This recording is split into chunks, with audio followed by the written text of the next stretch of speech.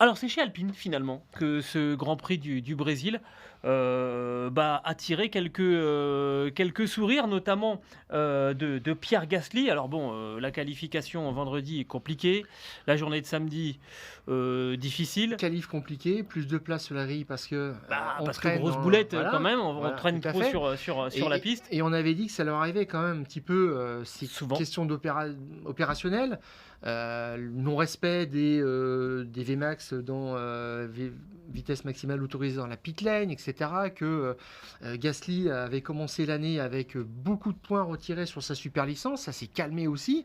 On joue sur le fil de rasoir et là, quand même, ils n'avaient pas besoin de ça, mais Non. ils se sont fait prendre comme Russell, le troisième pilote. Mais ça s'est bien terminé. Ouais, alors il part 15e sur la grille, Pierre Gasly, et il remonte jusqu'à la 7e place. Et ça a attiré un petit peu notre attention parce que on s'est demandé s'il n'y avait pas une tendance de fond chez Alpine en faveur de Pierre Gasly, et donc logiquement aux dépens de Esteban Ocon. Deux chiffres même pour souligner ce point. D'abord au classement, Pierre Gasly a 62 points. Malheureusement, il s'est fait dépasser par Lance Stroll à l'issue de ce Grand Prix du Brésil et il est désormais 11e. Mais quand même, un total de 62 points pour Pierre Gasly et désormais 46 pour Esteban Ocon, qui avait fait une bonne partie du championnat devant son coéquipier, et notamment grâce à son podium obtenu à Monaco. Mais depuis quelques temps, la tendance s'est inversée, et assez lourdement, sur les 8 derniers Grands Prix. En fait, on a pris, depuis la reprise, après l'été, donc depuis le Grand Prix des Pays-Bas, Pierre Gasly a accumulé 40 points, et Esteban Ocon n'en a marqué que 11. On est quasiment dans un rapport de 1 à 4. Et ça, c'est aussi souligné par un rapport de force aussi en qualification Bien sûr. à l'avantage de Pierre Gasly. Quand on regarde sur les 20 séances de qualif, Gasly s'est positionné 12 fois devant Ocon sur la grille de départ. Donc ça aussi c'est net. Et quand tu disais que tu parlais de tendance, moi pour moi maintenant c'est réglé. Gasly a pris le pouvoir chez Alpine, c'est lui le patron.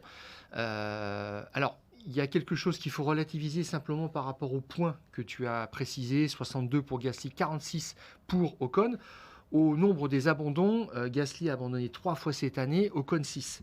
Donc ça pèse Oui, quand même clairement. aussi. Il n'y a que 16 points d'écart, normalement c'est plié. Et Ocon était un petit peu sur la corde raide. J'ai trouvé, moi, ce week-end dans les médias, d'abord par rapport à son accident avec Fernando Alonso, sur lequel il n'a pas vraiment voulu revenir en détail. Comme tu dis, il perd la voiture. Alonso fait un petit mouvement devant lui. Alors, bon, à ces vitesses-là, quand même, c'est troublant. Et on ne peut pas lui reprocher d'avoir perdu la voiture. Mais je crois qu'il a des circonstances atténuantes. Mais il ne voulait pas parler de ça. Il a mis la faute sur Alonso. Et puis à la fin, au bilan de la course, il a dit tout simplement aussi qu'ils avaient trop de dégradation sur les pneus. Ils avaient été obligés de passer sur 3 arrêts. Ils étaient les seuls dans ce cas-là. Et c'était une voie sans issue de toute façon. Si, il a quand même gratté un point.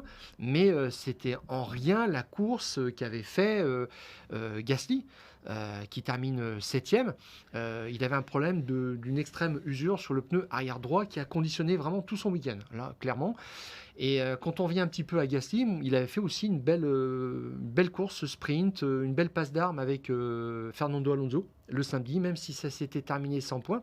On l'avait vu quand même pugnace. Et je trouve que ça, c'était vraiment un comportement de leader.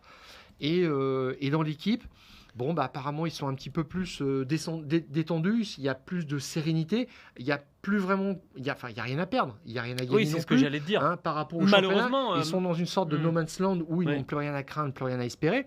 Mais ça se termine plutôt bien maintenant.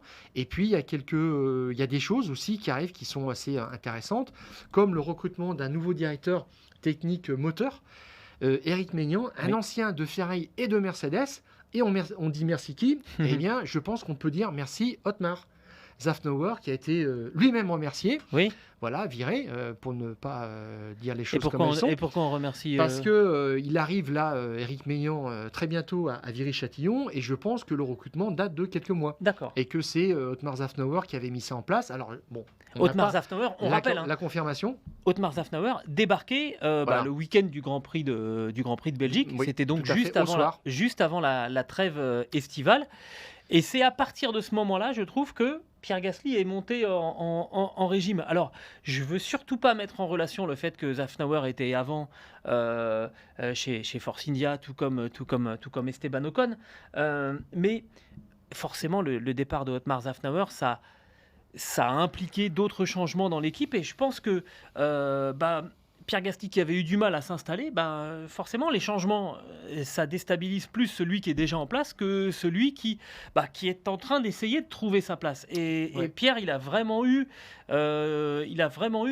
on l'a senti, un déclic à ce moment-là. Il faut aussi le temps de trouver le langage commun avec son ingénieur, hein, Karel Loos, qui est un ingénieur belge et qui s'occupait auparavant de Fernando Alonso, qui s'est aussi occupé de Daniel Ricciardo. Il faut trouver comment se parler.